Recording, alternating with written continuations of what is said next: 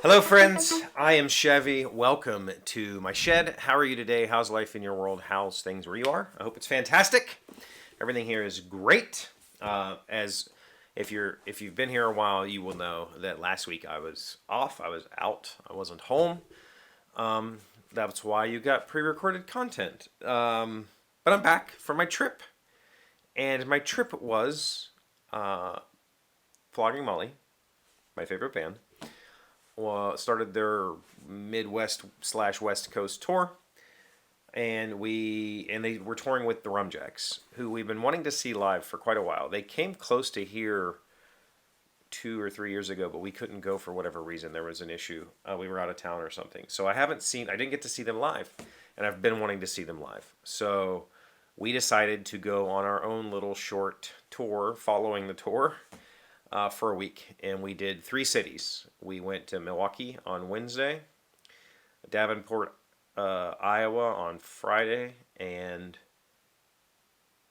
Evansville, Indiana on Saturday. We did 3 shows, and it was fantastic. It were 3 amazing shows. But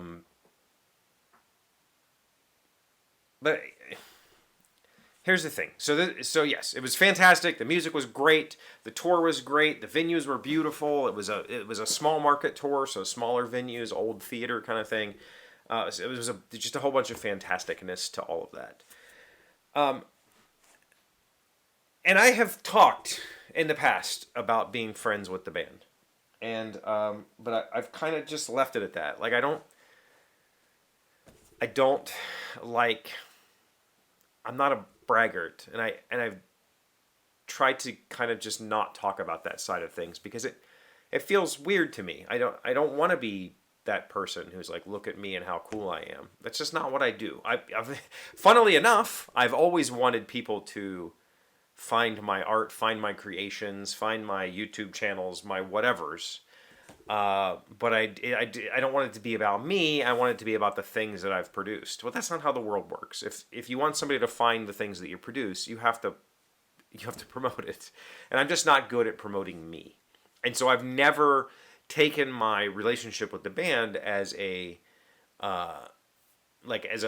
launching platform for myself. And that's what it feels like to go post these behind the scenes things or whatever and say, look at how cool I don't like it. It feels weird. It feels icky. But I'm friends with the band. I'm friends with several members of the band. And when I say that, I mean that. Like, we're friends. We talk. Like friends do. We share our worlds. And it's wonderful. And so I had this conversation. I think it was Thursday night. There was a day off, and we just kind of went and hung out with everybody, and we had, we had a late night, whatever. We just chilled. We had dinner together, that kind of stuff, and we were on like this rooftop bar, and I was having this conversation with Dennis. Dennis Casey is the guitar player. The previous night, he and Matt Hensley, the accordion player, we set up at a little bar, and they played some Irish tunes for us. And I recorded some of that. Funnily enough, the last time we did this was at a casino in West Virginia, over by D.C. Dennis broke the A string of his guitar. Same thing happened that night. 2 A strings broke.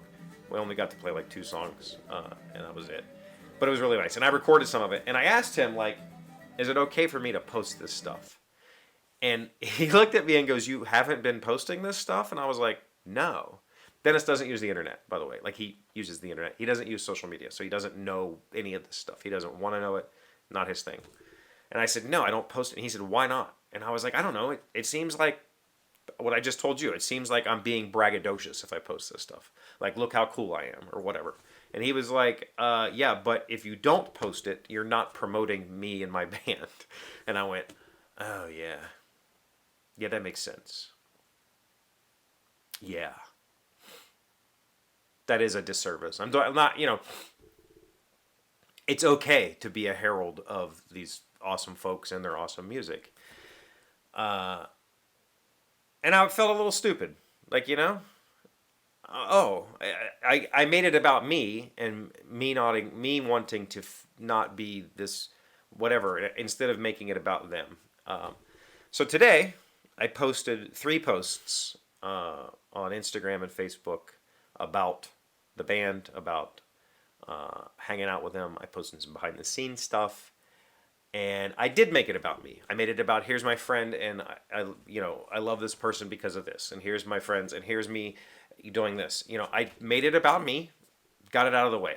I had to just do it. Like, let's just do this. I'm gonna make these first few posts about me, and then from now on, if anybody ever wants to know what my relationship is in this situation, they can look that up. But from now on, I can just post more of the fun behind the scenes stuff or whatever without it being about me. I can just be like, check out, these guys are amazing, whatever. I don't need to constantly say I feel privileged or whatever, because I do. I've been following them since 2001. I first saw them live in 2002.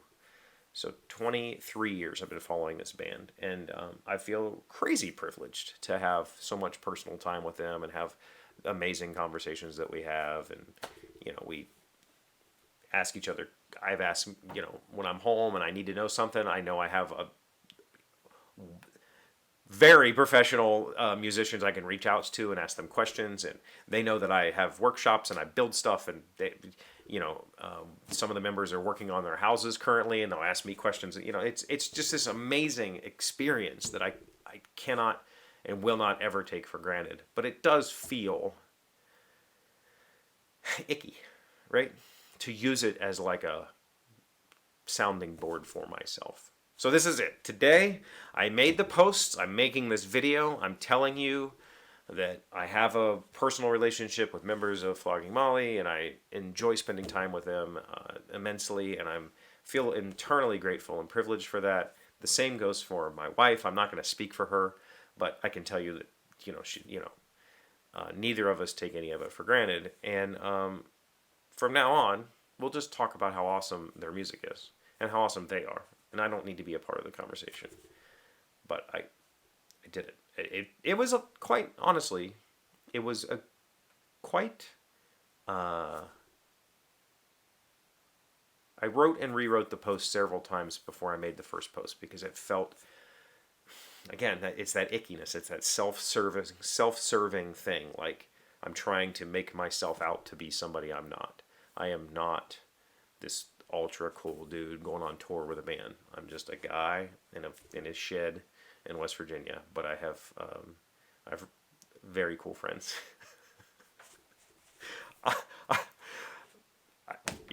It is what it is.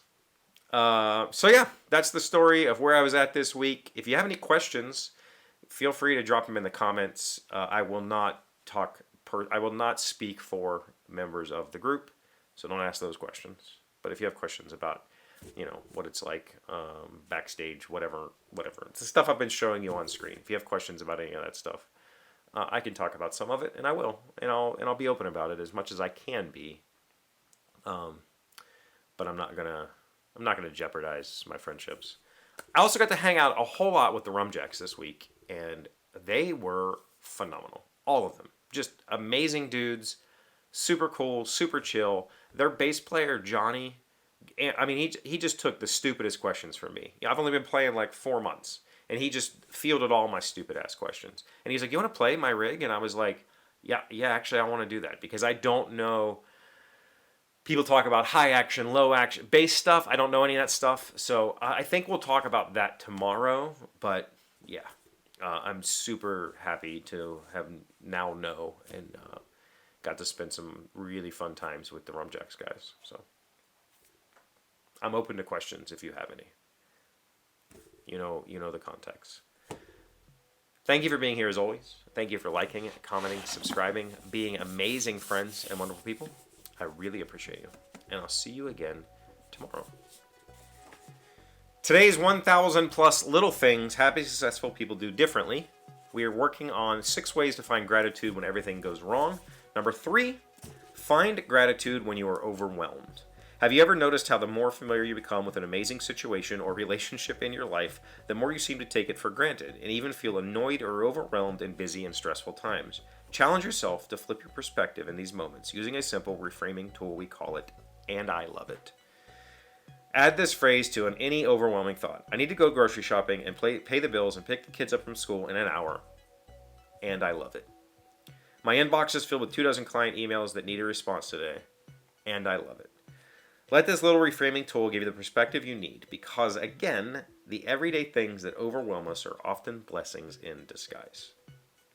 That's freaking phenomenal advice. Reframing stuff is super powerful. And it is, be happy you have bills to pay. Because if you didn't, you'd be living in destitution or squalor. Yeah. That's great.